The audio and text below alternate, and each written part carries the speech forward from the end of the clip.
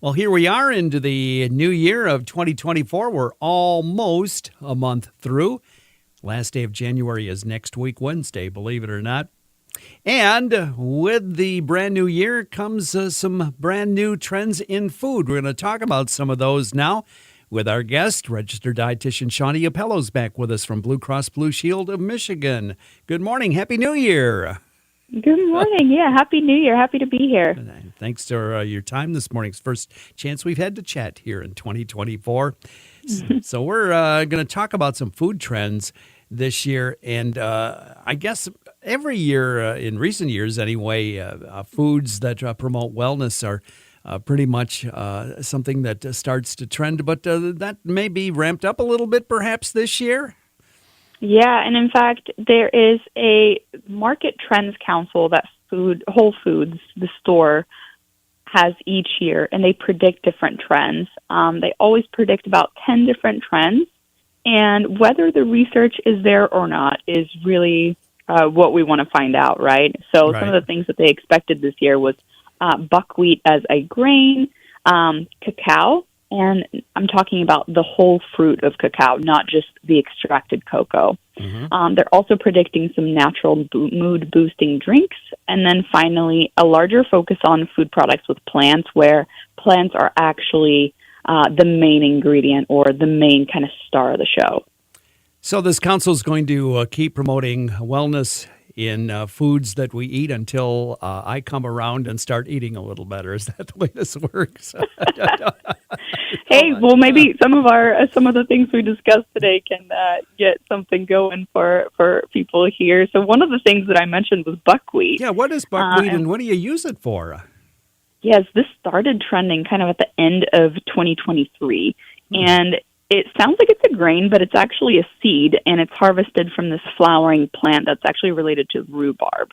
And so it's actually very eco-friendly, and so people like it for that reason, of course, but it does have a lot of nutrition properties that are something to write home about.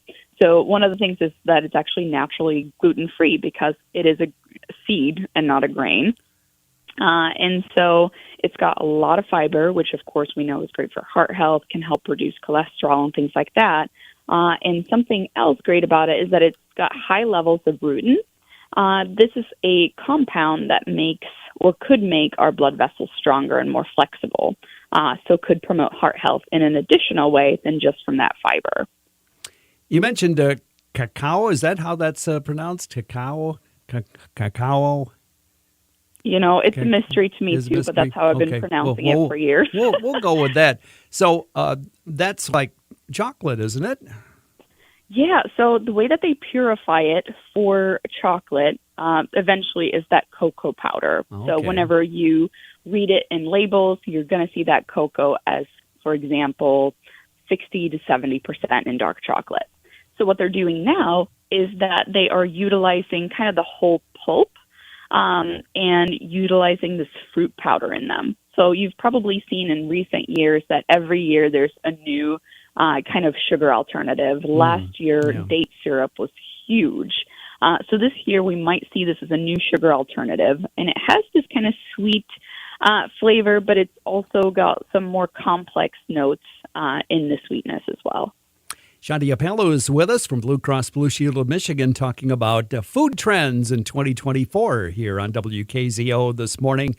Mood-boosting drinks. There are so many drinks out there of various kinds. So what are we talking about here? I know. It's hard to decipher them all. So what we're going to be probably expecting this year are things that have mushrooms added to them and probiotics. So there are these new coffee drinks out there. You can buy them in pods. You can buy them ground, where they basically mix these medicinal mushrooms in. Now, you're going to see things like turkey tail, lion's mane, chaga, those kind of mushrooms. You're not really going to see your shiitake or portobello. Those are more in cooking. But the reason for this is that they're saying there are these kind of health benefits that could be associated with mushrooms and coffee. They're called adaptogens, which are supposed to help our body's response to stress. Now, I do want to say that a lot of the research that has been done on medicinal mushrooms, unfortunately, have only been done in lab studies or in rats or things like that. So we don't really know whether they apply to humans. And then another final thing about these mood-boosting drinks is that you're also likely going to see a lot more probiotics in these drinks. And the reason for that is because whenever we treat our gut well, it may actually help improve our mood, because about 90% of our body's serotonin, that happy happy neurotransmitter, is actually produced in our gut. Well, I know when, pardon me, I know when my gut feels good, I feel much better. I don't know about anybody else, but Agreed. It works for me. And a larger focus on food made out of plants, I guess that should come as no surprise, because that's kind of been a trend in recent years anyway.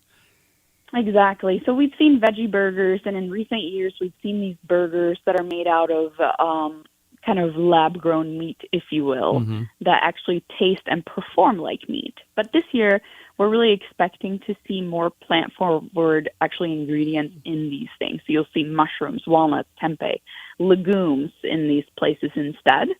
And so we're also likely going to see more simplified ingredients. And what I mean by that is that we're not going to see an ingredient list of perhaps 30 ingredients for your veggie burger. It might be more simple than that. And people are really looking for that, because we understand that the more processing and ingredients likely that a product has, the more ultra processed it is. And we have seen a link between ultra processed foods and an increased risk for obesity and things like that.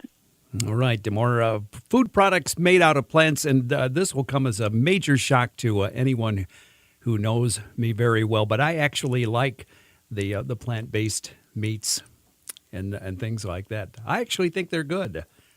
Not everybody agrees with me. We're making progress here, Shanthi. Yes, it's definitely worth testing out and testing between brands, because you might find something that you like in between those. My favorite is definitely a black bean burger. That's very true. You give it a try. So all of this can be found on your website? Yes, we have a lot of information, including recipes using some of these things on ahealthiermichigan.org. All right, some of the food trends we'll look forward to seeing here in 2024, and I'm sure we'll be talking about more of these along the way this year with registered dietitian Shanthi Appelo from Blue Cross Blue Shield of Michigan, our guest this morning on WKZO. Thank you so much. Thanks so much, Ken.